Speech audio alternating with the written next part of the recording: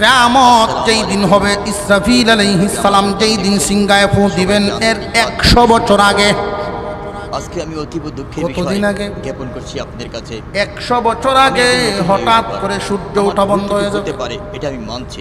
আল্লাহু আকবার বলেন। আমি আমার ইউটিউব সূর্য ওঠা বন্ধ হয়ে যাবে। তাতে আমি এটা বুঝি দুপুর হইতে যেই পরিমাণ সময় লাগে, এই পরিমাণ সময় যাবে, মানুষের ঘুম ভাঙবে, এই পরিমাণ সময় চলে যাবে। আমার ভিডিওতে মানুষ একজন আরেকজনের দিকে তাকায়া বলবে, কি গো সূর্য দি উঠে না। ভেরিফাই করতে পারি নাই, কারণ আমাকে পরিশ্রম করবে, কাজ কাম করবে মানুষ, দিল।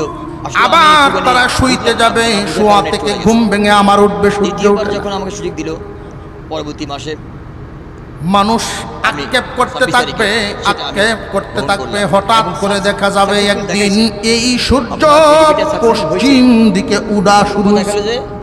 রেভিনিউ করা হচ্ছে। ইসরাফিল আলাইহিস সালাম যেই মাত্র সিংহায় ফুৎকার দেওয়া শুরু করবেন, তৎকালীন সময়ের মানুষ কত ধরনের বাজনা শুনে অভ্যস্ত, কিন্তু এই এত মজার আওয়াজ জীবনে কোনোদিন শুনে নাই।